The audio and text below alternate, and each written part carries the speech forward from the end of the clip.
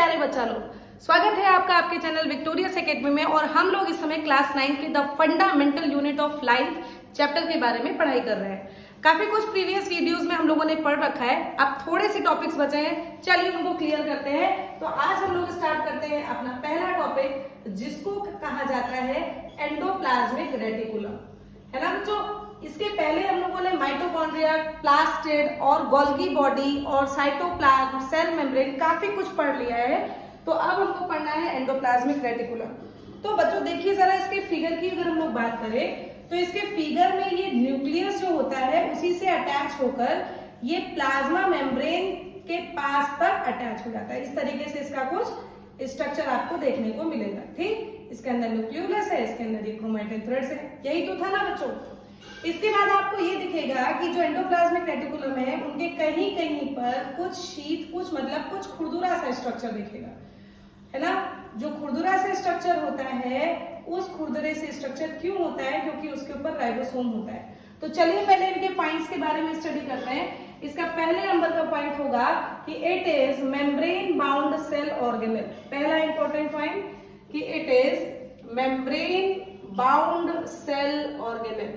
ठीक, ये membrane bound cell organelle होता है, सारी की सारी सेल में पाया जाता है सिवाय प्रोकैरियोटिक सेल में। तो दूसरा पॉइंट क्या है? Found in all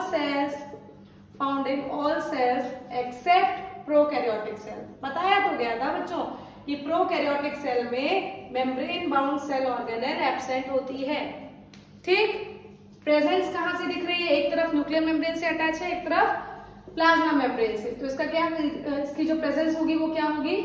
it is located, it is attached बोलेंगे ना, लोकेटेड नहीं, it is attached bye nuclear membrane from one side and plasma membrane from other side। बताओ जुड़ा हुआ नहीं दिख रहा है क्या आपको? बिल्कुल दिख गया ना बच्चों। इसके बाद फोर्थ पॉइंट की बात करते हैं बच्चों। फोर्थ पॉइंट में ये किन किन चीजों से मिलकर बनता है? ये ट्यूब्यूल और वेसिकल, ये देखो थोड़े से लंबे लंबे से स्ट्रक्चर है ना, तो इनके लिए आप यूज करोगे कि इट इज मेड बाय, थोड़ा सा इसको पेन चेंज करके आप लोग थोड़ा सा देखिए। It is made by tubule and vesicle. ये ट्यूब्यूल और वेसिकल से बनने वाले स्ट्रक्चर है। क्लियर हुआ बच्चों? इसके बाद फोर्थ और महत्वपूर्ण पॉइंट के बारे में बात करते हैं, यानी कि नेक्स्ट पॉइंट, फिफ्थ पॉइंट के बारे में बात करते हैं कि बच्चों इसकी जो सरफेस होती है वो देखिए कहीं कहीं पर मैंने राइबोसोम बनाया है, कहीं कहीं पर नहीं बनाया है। तो अकॉर्डिंग टू प्रेजेंस और एब्सेंस ऑफ राइबोसोम आरिया जो आपके एंडोप्लाज्मिक रेटिकुलम होते हैं दो प्रकार के दिखते हैं। एक कहलाता है आरईआर यानी कि रफ एंडोप्लाज्मिक रेटिकुलम, और एक कहलाता है एसईआर यानी कि स्मूथ एंडोप्लाज्मिक रेटिकुलम। तो पॉइंट क्या होगा? On the basis of presence और एब्सेंस ऑफ राइबोसोम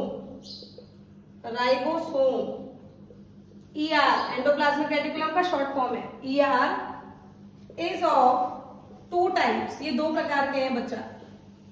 ठीक, पहले नंबर पे अगर हम लोग बात करें तो रफ एंडोप्लाज्मिक रेटिकुलम। पहले नंबर पे बात करें तो rough endoplasmic reticulum. Rough endoplasmic reticulum का पॉइंट क्या समझ में आया कि इसके ऊपर राइबोसोम है, इसकी जो सरफेस है वो खुरदुरी है, रफ है। तो इसका पॉइंट क्या होगा? Its surface is rough due to presence of ribosome. समझ में आई कहानी? दूसरे नंबर पर सीखेंगे स्मूथ एंडोप्लाज्मिक रेटिकुलम।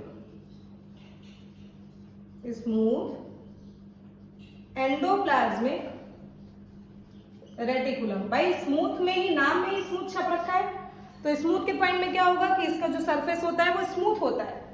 तो its surface is smooth due to absence of ribosome. यहां पर राइबोसोम नहीं होता है, हो गया, इसके स्ट्रक्चर का पॉइंट आपको समझ में आ गया। इसका फंक्शन बचा है, इसका स्क्रीनशॉट लीजिए बच्चों और एक बार मेरे साथ दोहराइए। देखिए क्या पता चला कि जो एंडोप्लाज्मिक रेटिकुलम है ये भी मेम्ब्रेन बाउंड सेल ऑर्गेनेल है, और दूसरे नंबर पर ये कहाँ प्रेजेंट होता है, ये सारी की सारी यूकैरियोटिक सेल में प्रेजेंट होता है, प्रोकैरियोटिक में नहीं पाया जाता। इतनी बात समझ में आई। दूसरी इंपॉर्टेंट बात आपको क्या बताया कि एक तरफ से हमको न्यूक्लियर मेम्ब्रेन से अटैच दिखता है, एक तरफ ये आपके प्लाज्मा मेम्ब्रेन से अटैच दिखता है। फिर क्या आपको पता चला कि ट्यूब्यूल और वेसिकल से मिलकर बनाया हुआ स्ट्रक्चर है। फिर अकॉर्डिंग टू प्रेजेंस और एब्सेंस ऑफ अगर राइबोसोम की हम लोग बात करते हैं तो भैया प्रेजेंस और एब्सेंस ऑफ राइबोसोम के आधार पर ये दो प्रकार के हमको दिखते हैं। अगर आप टच करेंगे, टच क्या है, इसको टच तो नहीं किया जा सकता, लेकिन टच पे भी आपको कोई सरफेस खुरदुरी लगती है, कोई आपको स्मूथ लगती है। तो जो सरफेस खुरदुरी होती है वहां कुछ ना कुछ तो प्रेजेंस होता है ना, यहाँ पर राइबोसोम की प्रेजेंस होती है, इसीलिए इसको क्या कहते हैं, रफ एंडोप्लाज्मिक रेटिकुलम, क्योंकि इसके ऊपर राइबोसोम है। और स्मूथ एंडोप्लाज्मिक रेटिकुलम को स्मूथ कहते हैं, क्यों कहते हैं, क्योंकि इसके ऊपर राइबोसोम नहीं है। स्क्रीनशॉट ले लिया होगा बच्चों, इसका फंक्शन देखते हैं। इसका फंक्शन देखते हैं, चलिए देखिए जरा इसका फंक्शन।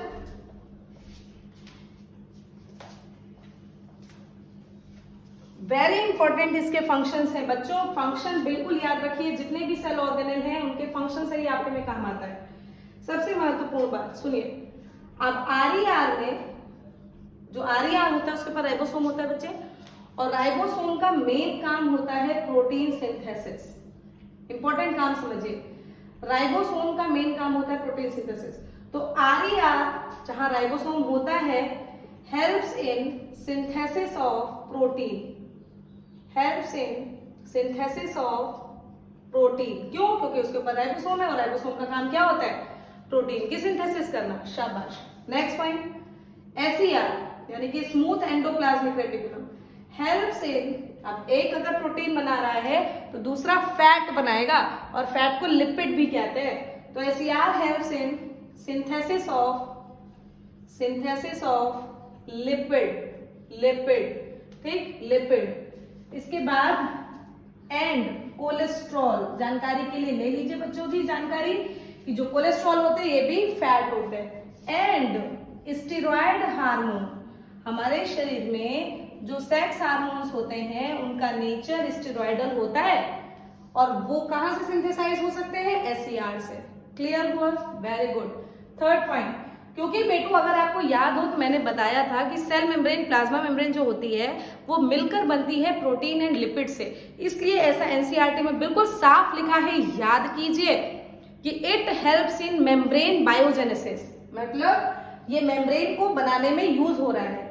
तो it helps in membrane biogenesis. Pen change करके लिख रहे हैं बच्चों, इसको बिल्कुल एकदम याद कर लीजिए, पी जाइए भी, चाहे जैसा भी करके आपको याद करना है।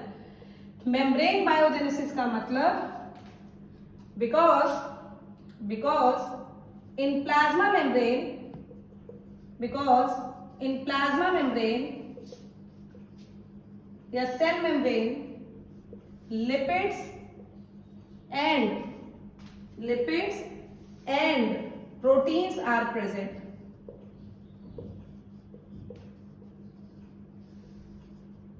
इसीलिए इसको कहा जाता है कि ये मेम्ब्रेन बायोजेनेसिस में मदद कर रही है। नेक्स्ट पॉइंट, चूंकि देखो बच्चों एक थोड़ा सा स्केलेटल जैसा दिख रहा है ना, इसीलिए सेल के शेप को भी मेंटेन करने का काम करता है। तो इसका नेक्स्ट फंक्शन होगा, देखिए ये पहला फंक्शन, ये दूसरा फंक्शन, ये तीसरा, ये चौथा। चौथा क्या होगा कि it helps to maintain shape of the cell. Shape, कभी कभी ये शेप को भी मेंटेन करने में मदद करता है।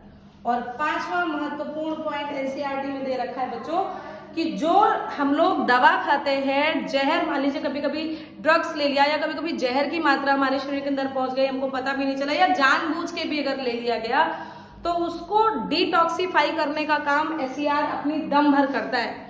लेकिन अब लेवल से ज्यादा जिसने जहर खा लिया उसको नुकसान, भाई उसको तो नहीं बचा सकता, लेकिन अगर थोड़ा बहुत आपके में टॉक्सिक मटेरियल चला गया तो उसको डिटॉक्सिफाई करने का काम कौन करता है? तो आपका आंसर है एसईआर। वेरी इंपॉर्टेंट एनसीईआरटी की लाइन है बच्चों, याद कीजिए। तो आपका पॉइंट क्या रहेगा कि SER helps in SER helps in detoxification of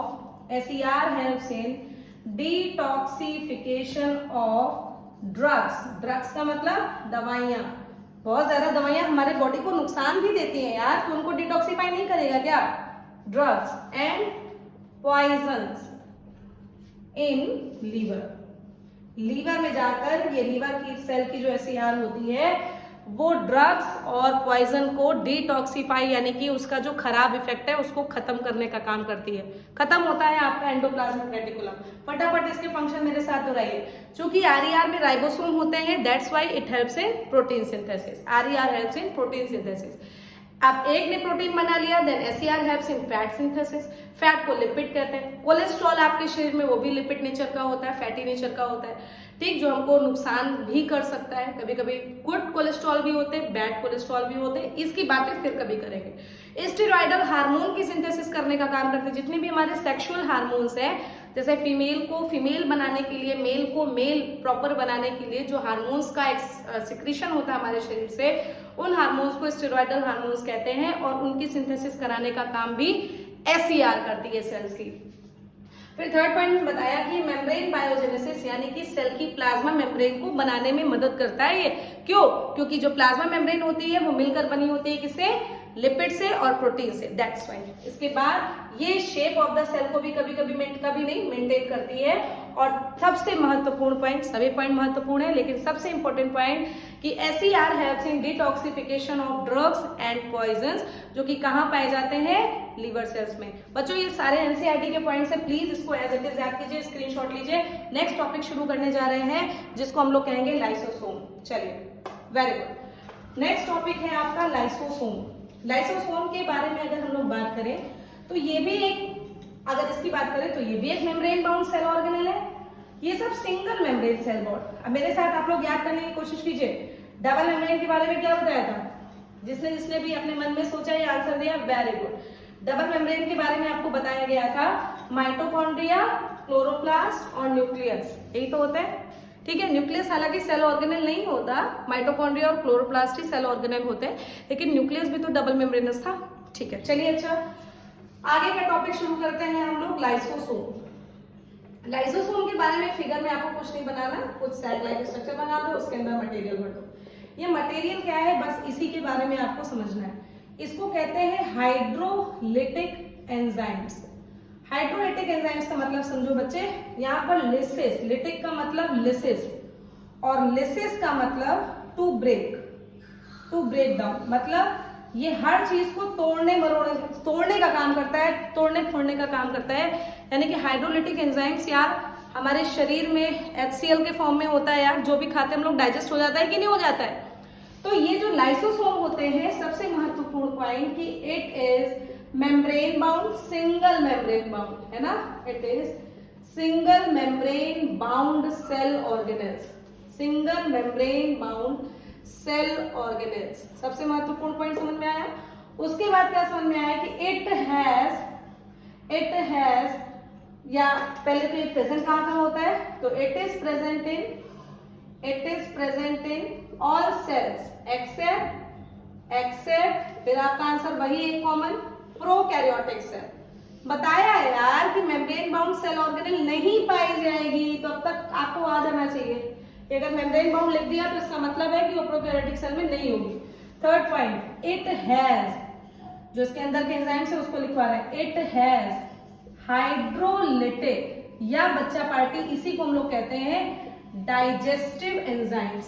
it has hydrolytic और digestive enzyme which helps to digest waste material of cell, जो कि सेल के जो खराब, भैया जो चीज खराब हुई उसको डाइजेस्ट करना जरूरी है कि नहीं, which helps to digest waste material of cell, जो कि सेल के खराब मटेरियल को डाइजेस्ट करने का काम करती है। तो कितने अच्छे से आपको ये समझ में आ गया है ना। लेकिन बच्चे एक गड़बड़ी होती है, अगर सेल में डिस्टरबेंस हो गया तो देखो, जैसे मान लो सेल में डिस्टरबेंस हो गया, बेचारी इसकी मेम्ब्रेन फट गई, मान लो कट गई यहाँ से, अब इसका ये जो मटेरियल है वो बाहर आ जाएगा ना, और बाहर आकर ये अपनी ही सेल को खा लेगा, अपनी ही सेल को खा ले रहा है यार। इसका मतलब तो इसने खुद से सुसाइड कर ली। दैट्स वाई लाइसोसोम को हम लोग सुसाइडल बैग ऑफ सेल भी कहते हैं। तो देखिए जरा इसका लाइन सुनेंगे, लैंग्वेज सुनेंगे। इफ द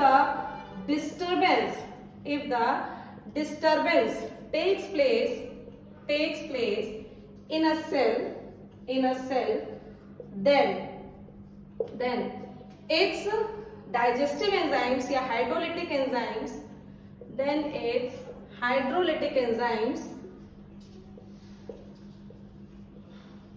burst out, बाहर निकलते हैं, burst out and digest its own cell organelle, digest itself, है ना, अपने आप को ही ये डाइजेस्ट कर लेता है बच्चे। That's why lysosome is known as, तो आपका आंसर हो गया सुसाइडल बैग ऑफ सेल। क्या? Suicidal bag of cell.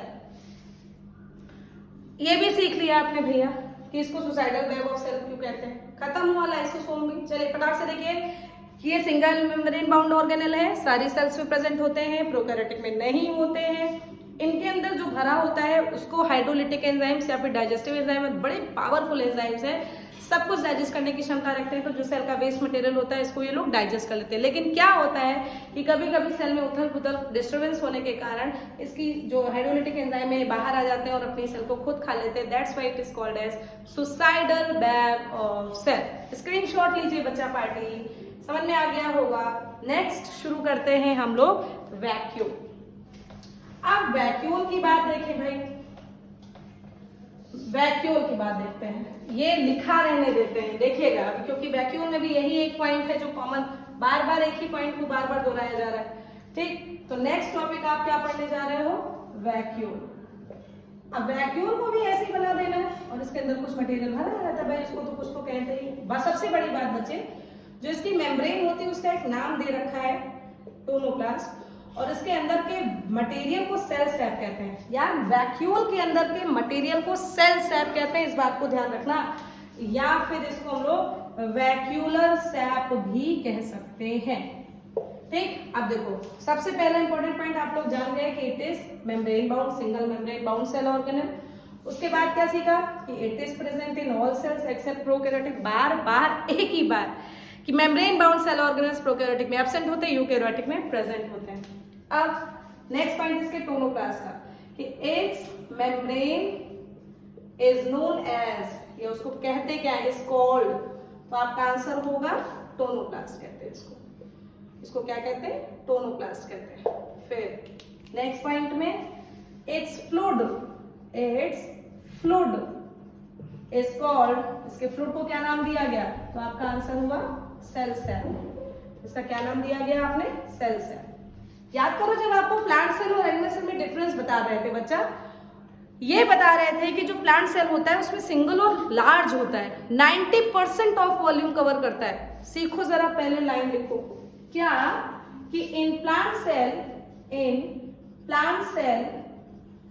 It is, यानी कि वैक्यूल इज सिंगल, एक होता है, एंड लार्ज होता है, और and covers 90% of cell volume, यानी कि सेल का 90% हिस्सा यही वैक्यूल ही कवर कर जाता है।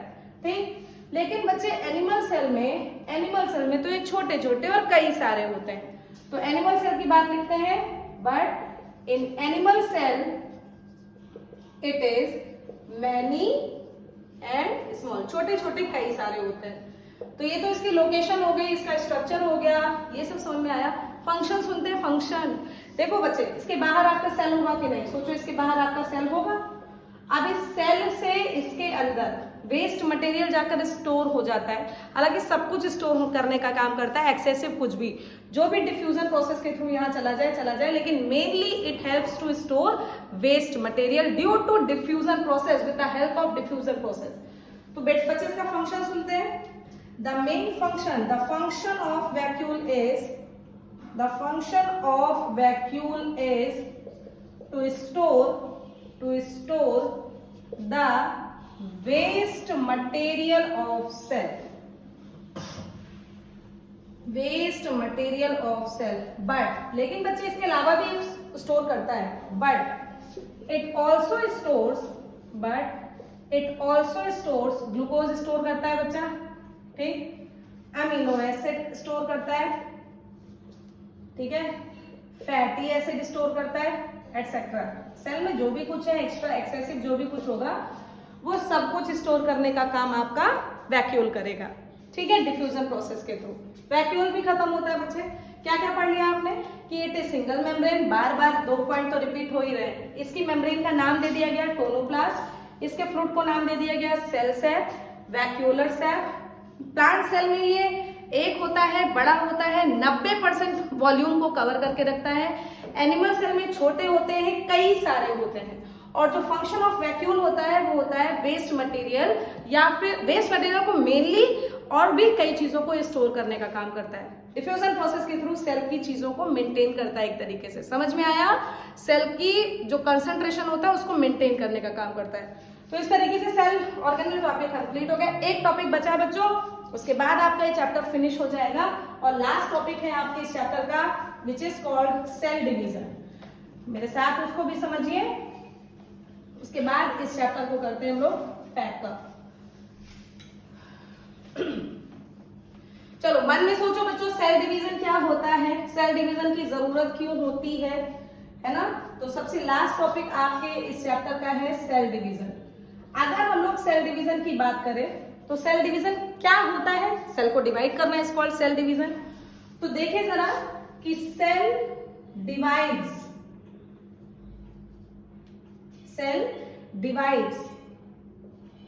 बाय, कैसे कैसे डिवाइड होता है? 2 तरीकों से। एक तो कैरियोकाइनेसिस।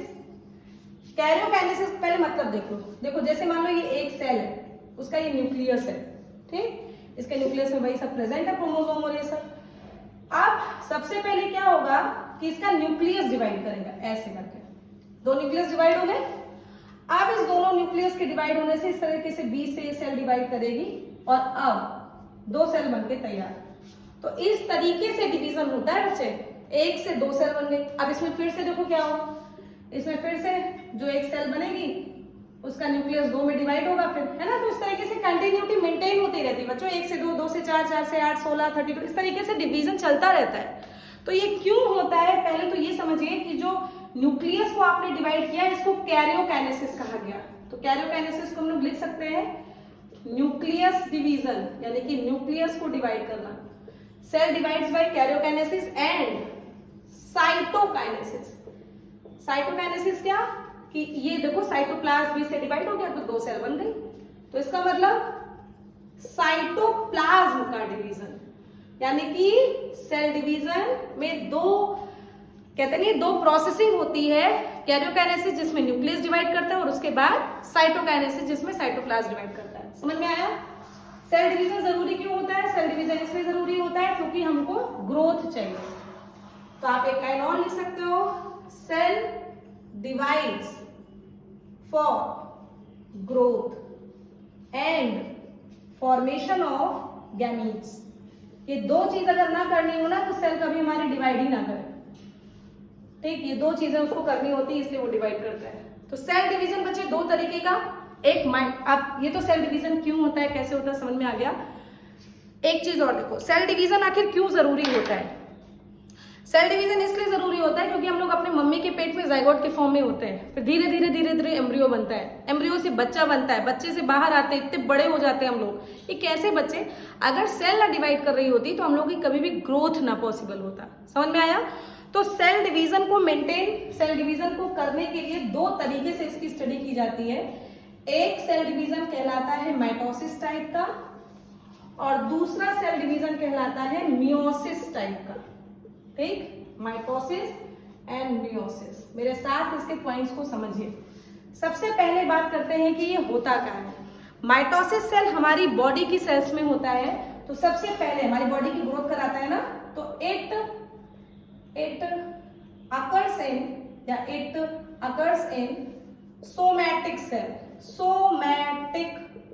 सोमा का मतलब बार बार हम बताते हैं बॉडी, सोमैटिक सेल। मियोसिस की बात करें तो it occurs in sex cells या फिर जर्म सेल। वही जर्म सेल बच्चे जो हमारे शरीर में स्पर्म, हमारे मेल के शरीर में स्पर्म या फिर फीमेल के शरीर में एग बनाने का काम करता है, उसको जर्म सेल या फिर सेक्स सेल कहते हैं। तो मियोसिस और माइटोसिस तो बिल्कुल डिफरेंट प्रोसेसिंग है और उन दो डिफरेंट प्रोसेसिंग को कराने के लिए अलग अलग प्रकार की सेल चाहिए। यानी कि हमारे शरीर में हर समय कौन सा डिवीजन हो रहा होता है, तो आपका आंसर है माइटोसिस।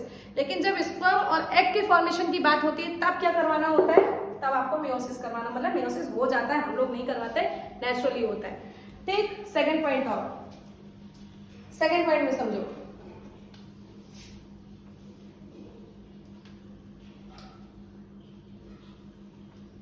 By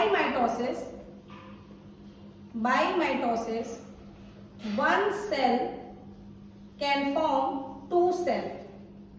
एक सेल से दो सेल का फॉर्मेशन होता है। यहां पर from one cell four cells are formed। कितनी बड़ी बात आपको समझ में आई। यहां पर क्या होता है, खाली एक सेल से दो सेल बन गई, बात खत्म। लेकिन यहां क्या होता है, यहाँ एक सेल से चार सेल बनती है। चीजों को लर्न करना शुरू करो। दूसरा पॉइंट समझ में आया। तीसरा पॉइंट समझो। इन दिस डिवीजन, सुनो बच्चा party, in this division the number of chromosome, very very important point, इसके बिना आपको माइटोसिस मियोसिस का मतलब कुछ भी नहीं आया। इन this division the number of chromosome is equals to the number of, sorry, in this division the number of chromosome of parent cell is equals to number of chromosome in daughter cell। अब पहले ये चर्चा करो, ये parent और daughter क्या है। देखिए सुनिए जरा, कुछ बच्चे कहेंगे, मजाक बोलेंगे या फिर कहेंगे डॉटर सेल क्या होती, सन सेल क्यों नहीं होता, ये क्या बात हुई। बच्चे जैसे हम लोग नदी बहती है बोलते हैं, चिड़िया उड़ती है बोलते हैं, ऐसे तो नहीं बोलते ना नदी बहता है चिड़िया उड़ता है। वैसे ही सेल को भी एज अ फेमिनिन कैरेक्टर माना गया है, इसीलिए जब उससे नए सेल बनती हैं तो उसको हम लोग डॉटर सेल कहते हैं। ज्यादा दिमाग नहीं लगाओ, इसको इसीलिए कहा जाता है, सन सेल नहीं बोला जाता बच्चे। यानी कि एक सेल से जो नई सेल बनेगी उसको डॉटर सेल कहते हैं। क्यों? क्योंकि सेल ही हमारे फेमिनिन कैरेक्टर में ली गई है, इसलिए। यहां पर समझो, in this division the number of chromosome of parent cell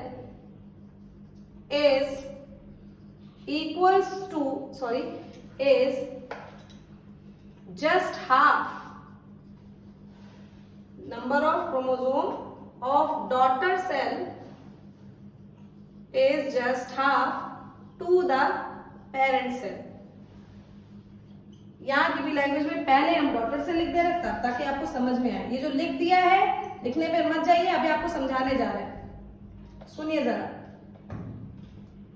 बेटा, क्या समझाया आपको, क्या लिखा है, पहले इस पे देखो कि जो number of chromosome daughter cell में होंगे वो अपने पेरेंट सेल में जस्ट बराबर होंगे। हम ह्यूमन का एग्जांपल लेके देखते हैं। ऊपर वाली लाइन में बिगाड़ रहे हैं, इसका स्क्रीनशॉट ले लिया होगा, ऊपर वाली लाइन बिगाड़ रहे हैं। देखिए क्या होता है, सुनिए। जैसे अगर नंबर ऑफ क्रोमोसोम, देखिए एक सेल में 46 है। जब हम जाइगोट बनते हैं तो जाइगोट में टोटल नंबर ऑफ क्रोमोसोम 46 होते हैं। ह्यूमन में नहीं पता तो जान लीजिए, ह्यूमन की बात कर रहे हैं। ठीक, ह्यूमन में 46 क्रोमोसोम्स होते हैं टोटल। अब ह्यूमन से जब उससे जाइगोट से जब एम्ब्रियो बनता है, मतलब मम्मी के पेट में जब हम लोग धीरे धीरे डेवलप करते हैं, उसमें भी कितने क्रोमोसोम 46। उसके बाद हम लोग बच्चा बन जाते हैं, उसमें कितने क्रोमोसोम 46। उसके बाद हम लोग यंग हो जाते हैं, उसमें कितने क्रोमोसोम 46।